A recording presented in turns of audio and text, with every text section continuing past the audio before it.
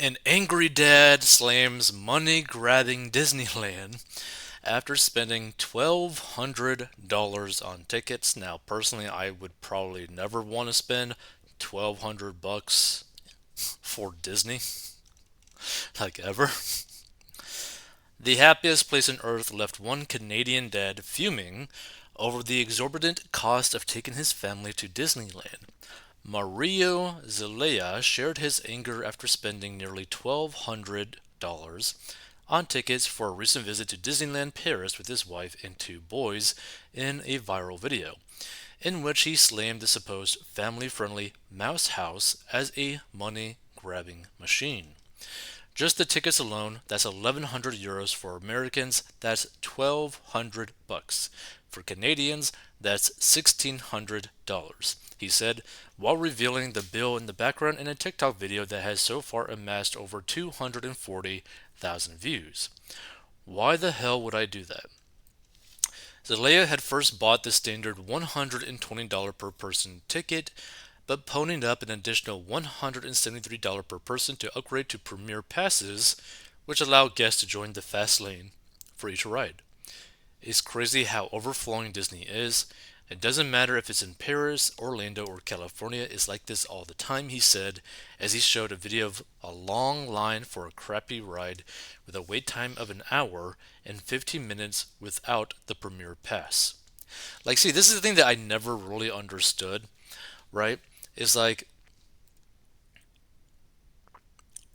do you really have fun walking everywhere, waiting in lines, eating overpriced food that are super bad for you, to like ride on rides that maybe you'll actually finally get onto it? Like, to me, like every time I've been to Disney, it was like never really fun.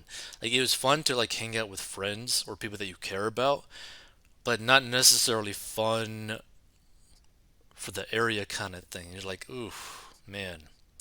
Like, after you're done with it, you're like, I kind of just want to sleep a whole day, you know? I made a huge mistake. I went to Disneyland in Paris. I'm almost embarrassed at how much money I spent. He noted that if he didn't buy the premier passes, he and his family would have been waiting over 25 hours to get on the various rides. Like, that's crazy to me. The crowds are just endless. My advice, don't go to Disney, he said, before calling Disney the biggest money printing machine on earth. And Disney has enraged many of its loyal visitors by jacking up prices at its theme parks in the past year. And over the past 50 years, ticket prices have soared by an exorbitant 3,871%, as the Post previously reported. Zelaya's video, which was captioned, "Here are the Disney's rules. Expect crazy long wait times. If you don't want to wait in line, expect a huge bill to upgrade to a Premier Pass. If you decide to wait in line instead, because the Premier Pass doesn't cover all the rides, expect a huge bill regardless," garnered over 360 comments. "Such a ripoff now," one person replied. "I wouldn't give them the satisfaction of my money now. Glad I went in the early 90s when it was affordable." Another ad is so true. Waiting an entire 2 hours for a lame 5-minute ride. Yeah, I never understood the hype, a customer wrote in agreement. Like, again, like, after like a certain point, you gotta like ask yourself, is it really worth it? Like, is it worth it to spend this type of money, but also the time? Like, I don't think people really think about the opportunity cost of the time. Like, so instead of like waiting in line so that you can maybe ride like a short ride, like a 5-minute ride that hopefully is working by the time that you get there and that no one died there that day, hopefully, you could literally go anywhere else, enjoy and have fun for way cheaper and spend more time actually enjoying the thing than just walking around. Let's see, my family went once and that was enough for us. It cost us about 5K for a family of five and it wasn't worth it, added another user. Others pointed out the high price of the bad food, while others called the experience a scam. Yeah, like, I mean, honestly, You could probably like one single person could probably spend like $100 in food and drinks themselves in a single day. Earlier this year, Disney CEO Bob Iger rolled back some of the price hikes installed by his predecessors Bob Chapek as demand began to soften. And even with those adjustments, Disney World in Orlando, Florida, and Disneyland in Anaheim, California have seen a dip in attendance as prices remain high. So let's see some of these comments. This is exactly why Disney senior management gets a $100 million bonus every year, because as P.T. Burnham so wisely exclaimed, there's a sucker born every minute.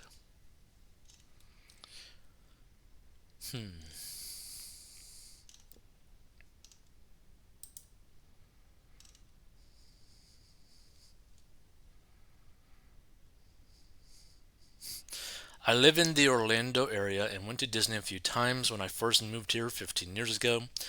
Anyone visiting me now gets the car keys and I direct them to the highway. I then enjoy my day while they come home exhausted and broke.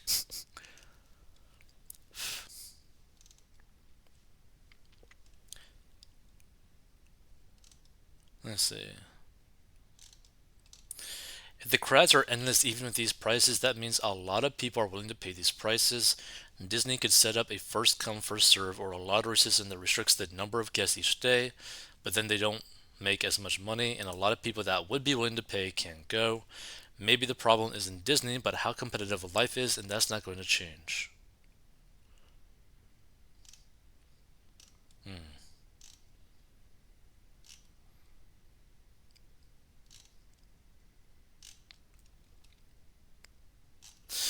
Yeah, I think it really all depends. It's like,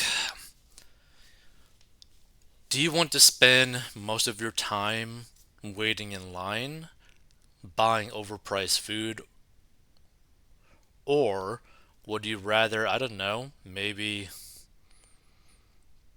take your family onto like a different trip and do something else? Like, because I don't know, like, what would be like a good equivalent or something better than going to Disney?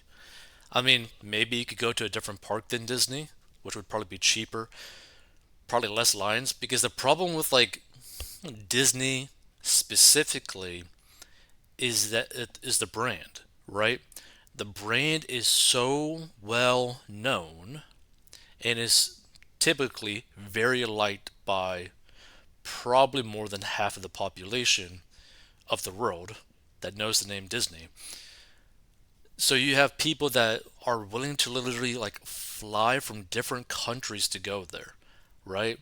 Like there's just so much demand for Disney. So like it just comes down to like okay, where would you rather go? Like to me, if I had the choice between like Disney or like let's say maybe exploring like an aquarium, I'd probably rather go to like an aquarium. You maybe spend like $20, $30, and you could explore a whole aquarium. You could see awesome fishes, maybe manatees or whatever, and that'd be a pretty awesome day. And some aquariums or like some zoos or whatever are free, right? So you don't even gotta cost anything. Like it won't cost anything except for maybe like a drink or food when you're actually there, which would be a pretty awesome way to go about it. So it just really comes down to maybe just having to plan a little bit more to get a similar or better experience for cheaper. Because like here's the thing, if you got the money to spend the higher price like to buy the higher price tickets so that you're not waiting so long, okay, maybe it's worth it to you at that point. But even in this post, he basically said not every ride has that premier pass thing. So even spending the higher amount doesn't guarantee you that every ride that you want to go on, you'll be able to skip the line. So you're spending like a crazy amount of money without really a guarantee. And not to mention how many people have bought that higher price ticket. So now you're basically in a line to skip other people that are in line, which I have seen before, right? I've seen people like at Disney and other places where like you're waiting in like the normal line and then you see the fast lane or fast line that has a line that's like half the size of the normal line. You're like, Like what's really the purpose now? Like so instead of like an hour, you're waiting 30 minutes. Like it's still crap.